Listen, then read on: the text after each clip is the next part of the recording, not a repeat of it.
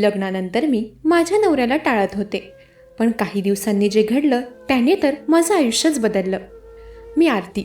माझ्या लग्नानंतरच्या पहिल्या काही दिवसांचा अनुभव फारच भयानक होता. मी एका मध्यमवर्गीय कुटुंबात वाढलेली मुलगी होते. मी 24 वर्षांची असताना माझं लग्न रोहितशी झालं. रोहित एका खाजगी कंपनीत मॅनेजर म्हणून काम करतो. आमच्या लग्नाच्या सर्व विधी अतिशय आनंदात पार पडल्या. माझे आईबाबा खूप खुश होते. माझे मित्र, नातेवाईक सगळेच खुश होते. पण माझ्या मनात काहीतरी वेगळंच चाललं होतं.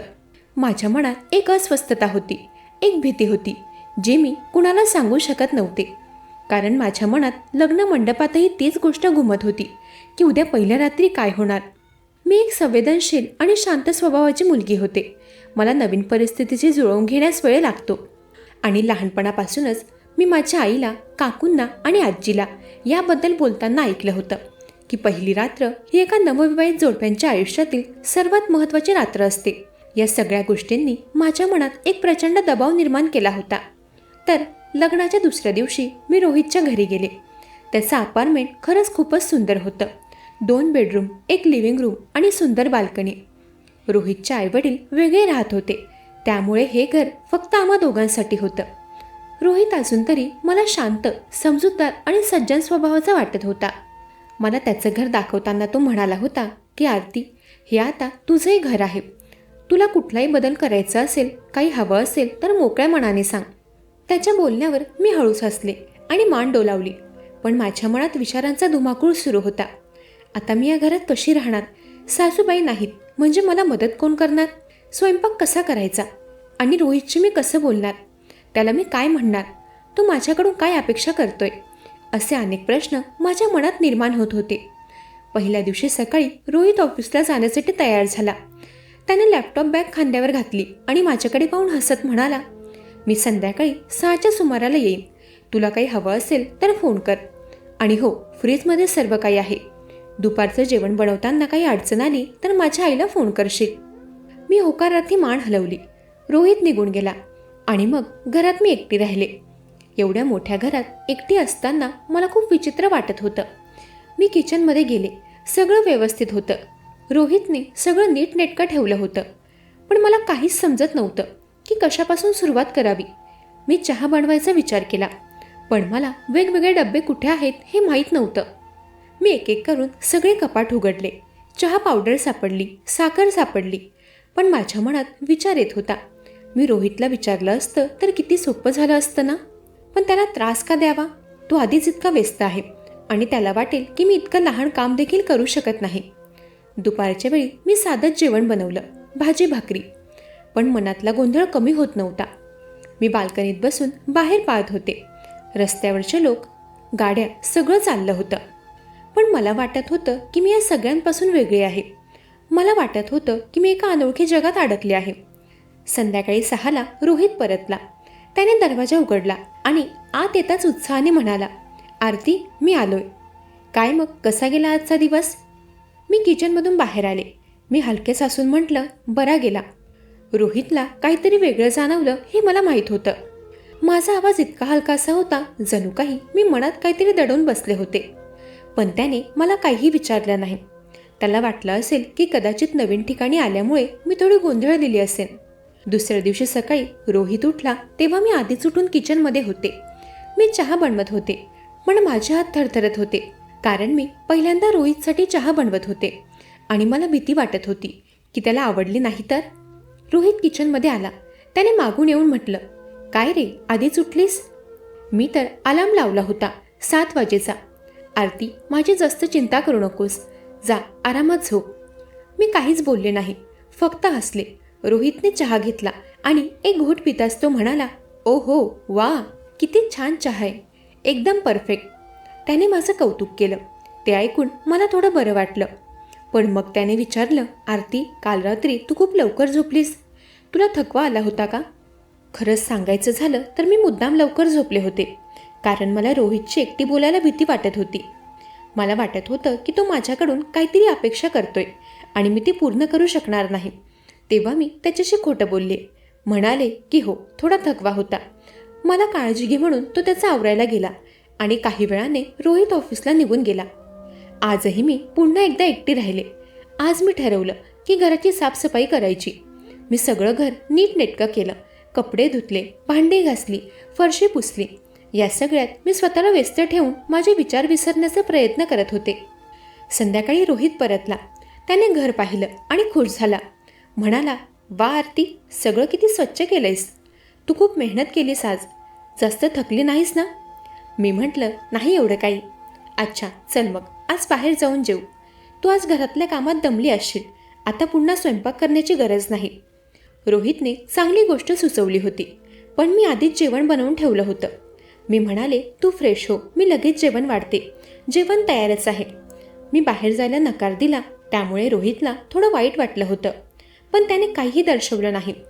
त्या दिवशी माझी परिस्थिती आणखीनच बिघडली. रात्री झोपायच्या वेळी रोहितने मला विचारलं, आरती, तुला काही अडचण आहे का? तू माझ्याशी नीट बोलत नाहीयेस. काही चूक झाली का माझ्याकडून?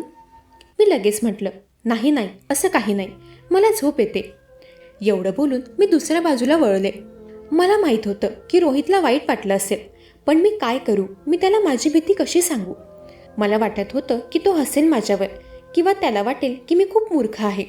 सकाळी रोहित ऑफिसला जाण्यापूर्वी त्याने मला आवाज दिला, पण मी जागी असूनही झोपेचं नाटक केलं. त्याने माझ्या कपाळावर हलकेच हात फिरवला आणि निघून गेला. मी उठले तेव्हा मला खूप वाईट वाटत होतं.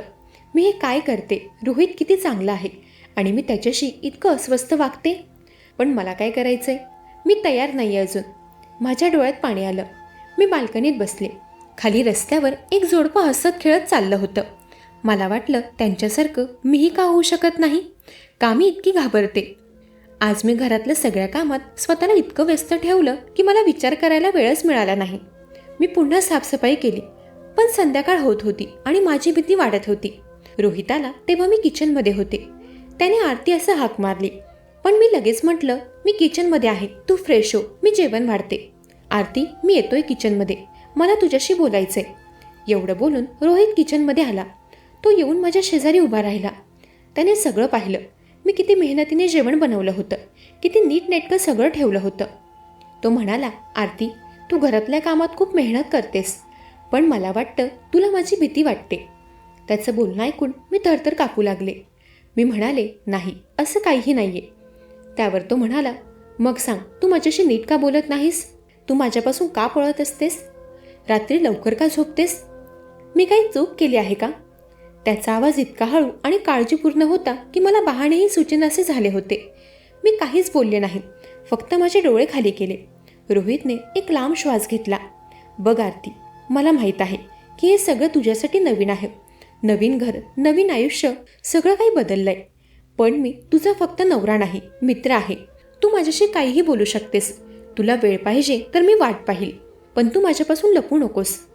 त्याने हे बोलून मला एकटं सोडलं आणि लिव्हिंग रूममध्ये गेला. त्या रात्री आम्ही दोघे शांतपणे जेवलो. रोहितने मला काहीही प्रश्न विचारले नाहीत, पण मला माहीत होतं की तो दुःखी आहे. झोपायच्या वेळी मी पुन्हा लवकर झोपण्याचा प्रयत्न केला, पण आज रोहितने लाईट लावून ठेवला आणि बुक वाचायला लागला. मला झोप येत नव्हती. मी डोळे मिटून पडले होते, पण माझं मन धावत होतं. दुसऱ्या दिवशी सकाळी जेव्हा मी उठले तेव्हा रोहित आधीच उठून ऑफिसला निघून गेला होता. त्याने टेबलावर एक चिठ्ठी ठेवली होती. आरती, आज ऑफिसमध्ये माझी एक महत्त्वाची मीटिंग आहे. मी रात्री थोडं उशिरा घरी येईन. तू काळजी करू नकोस. तुला काही हवं असेल तर ऑनलाईन ऑर्डर करशील. आणि हो, घरात खूप काम करू नकोस, तू आराम कर. तुझा रोहित. मी ती चिठ्ठी वाचली आणि माझ्या डोळ्यात पाणी आलं. रोहित किती चांगला आहे आणि मी त्याच्याशी कसं वागते. मी त्या दिवशी फारसं काही काम केलं नाही, फक्त विचार करत बसले. मला माझ्या आईची आठवण झाली. मला तिला फोन करावासा वाटला, पण मग वाटलं तिला काय सांगणार की मला माझ्या नवऱ्याशी बोलायला भीती वाटते. ती काय विचार करेल माझ्याबद्दल. मी बाल्कनीत बसले आणि मनात विचार करू लागले, का मला एवढी भीती वाटते? रोहित कधीच काही वाईट वागला नाही. तो समजूतदार आहे, प्रेमळ आहे. मग मी का अशी वागते? मला समजलं मला भीती का वाटत होती. कारण मी नेहमी ऐकलं होतं की पहिली रात्र ही किती महत्त्वाची असते. मी समजत होते की मला लगेच सगळं काही परफेक्ट करायला हवं. एक परफेक्ट बायको, एक परफेक्ट सून, सगळं काही परफेक्ट. आणि या दबावाने मी रोहितपासून दूर जात होते. काही दिवसांनंतर माझी जिवलग मैत्रीण पूजा माझ्याकडे आली. तिला भेटून मला खूप आनंद झाला. आम्ही बाल्कनीत बसून चहा पित होतो. पूजा म्हणाली, आरती सांग बघू, लग्नानंतरचं आयुष्य कसं चाललंय? मी थोडा वेळ गप्प राहिले. मग मी तिला सगळं सांगितलं, माझ्या भीतीबद्दल, मी कशी रोहितपासून पळत असते. त्यावर पूजा म्हणाली, या परिस्थितीत तू एकटीच नाही आहेस. माझ्या लग्नाच्या वेळी मलाही असंच वाटलं होतं. मी माझ्या नवऱ्याशी बोलले होते आणि सगळ्यांचे पार्टनर रोहितसारखे समजदार नसतात.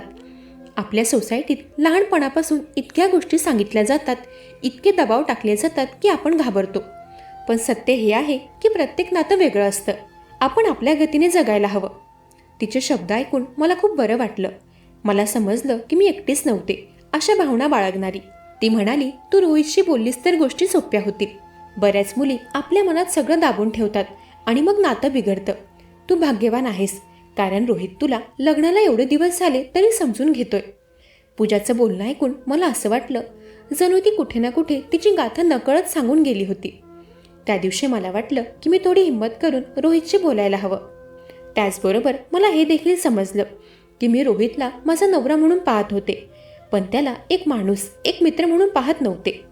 मला त्याची भीती वाटत होती, पण मी त्याला जाणून घेण्याचा प्रयत्न केला नव्हता. त्या दिवशी संध्याकाळी 8च्या सुमाराला रोहित घरी आला. तो खूप थकलेला दिसत होता. त्याने बॅग ठेवली आणि सोफ्यावर बसला. मी किचनमधून बाहेर आले.